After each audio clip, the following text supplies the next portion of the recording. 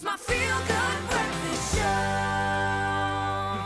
Welcome back. Not that I need to tell those that are already in, I think, peak fitness right now, because it's just a week away. Cape Town is set to host the 47th edition of the world's largest timed cycling event, with breathtaking routes, I think the best in the world, a rich history and an incredible lasting community impact. We take a closer look at what makes the 2025 Cape Town Cycle Tour so special.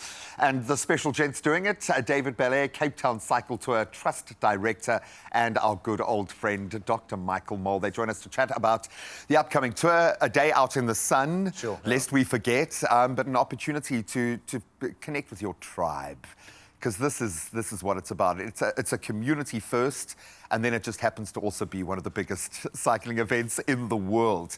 What's happening in 2025? Lots of fun. Lots of fun. And if you were on the road this weekend in Cape Town, it was absolutely You knew. pandemonium. It really was. Bikes rule the road. Yeah, we do that just to soften everyone up for the day, okay? Everyone must know. So, no, lots happening. Probably the biggest thing for us is we've realized as a sports event, and like most sports events, we put people out on the roads, whether it's running or cycling or mountain biking or hiking. And there's a duty of care on us to actually make sure that people are looking after themselves. So a wonderful initiative, which Mike is going to be spearheading together with Dagmar Whittaker. Brilliant. And it's all about screening and awareness of melanomas and skincare. I love that. Create a gateway. You've got thousands of people stepping up to pass through it. Let's get as much done in that opportunity as possible. It only serves the sport. What makes you nervous on a day like this? Because you are an unbelievably positive human being, and we love you for that, because you pour that into the world. But this is thousands of cyclists doing something relatively dangerous on a long route. What makes you worried? I think getting everybody home safely. That's my biggest thing. And we've tried to engender the concept of have fun. It isn't about racing. It isn't about getting into a big bunch and screaming around the Cape Peninsula. You've got a closed road, no cars, on one of the most beautiful peninsulas in the world. Go and enjoy it. Yeah, stop rolling your eyes if you live in a closed road area, okay? Don't yell, hold your line. That's the beauty of Cape Town, is that the residents come out in droves and support it. So it isn't so much about we're shut into the houses for the day, and that's what makes the experience for so many people. Well, it got me across the line. Some random person running out with boiled potatoes saved my life. Wow. I love it. No, and when I say your tribe, it welcomed me to Cape Town. I now understand. It is a big thing. We are out in the sun wearing presumably really small spandex outfits. There is an opportunity, obviously, to get burnt, but this is a great opportunity for you to collectively approach something. Talk to me about your mindset here. So what we don't want to do is make people afraid of the sun. Sun's good for you, good for mood, good for vitamin D, but we need to get out there and protect ourselves. And protection really means SPF 50, 30 at minimum, and reapply. So that's the basics when it comes to riding. But from the cycle tour's perspective, we've said we can go beyond that. Because when it comes to skin cancer, in South Africa, we've got a way higher incidence in most countries. Really? But we can prevent that. And there's two things we do. We prevent it, and we detect it early. So we're doing detection. We're calling it Tim's test in honor of a friend of ours, a bicycling editor, who passed away from melanoma because he didn't test. He didn't go and have his skin checked. And so we don't want that to happen to anyone, because the earlier you detect melanoma, the better. In fact, melanoma is in our control. It's the only cancer you can see, so we should never miss it. I mean, if you think about that, cancers are invisible except melanoma. So before you run up to Michael and say, please start inspecting me on the day, how is it going to work? How are the screenings going to work, and how will the whole dynamic play out? So you would have got an email from the trust to say, hey, welcome to Tim's test. Please do an online screening. It's probably 10, 11 questions that you answer, and that gives you a risk profile. I'm either low risk, moderate, high, or very high. And then we take all of those assessments, and literally from the highest downwards, we give you an opportunity to be screened by a dermatologist during the expo. So Thursday, Friday, Saturday, come in, get completely screened for melanoma. Now, if you try and get into a dermatologist in Cape Town today, you're going to wait 6 to 12 months, you know, and take out a loan to do that. Sorry to all the dermatologists, but, you know, you're in demand. We get You that. sit on their side of the fence, buddy. Don't be apologising for nothing. But here's the thing. We're giving that to probably 1,500 cyclists to say, here's an opportunity at no cost just to create awareness around, guys, check your skin.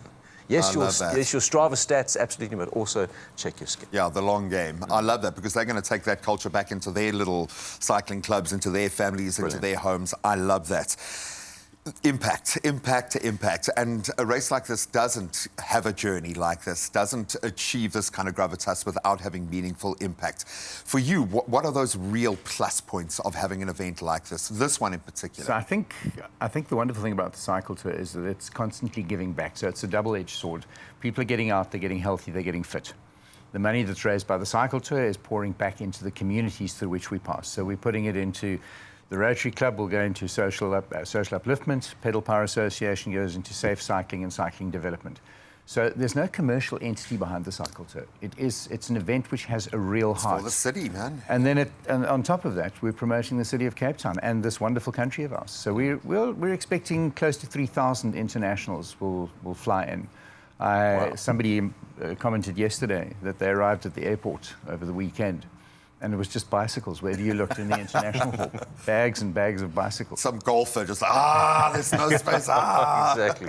So it is about giving back in literally every possible way. Do you know what the secondary spend is? What the financial impact? And I might be asking you way too early here, but that really excites me. So here's the difficult thing. Because we're a charitable trust, we don't spend a huge amount of money on the research. When we did that research about 10 years ago, it was R500 million was the economic benefits to the Western Cape.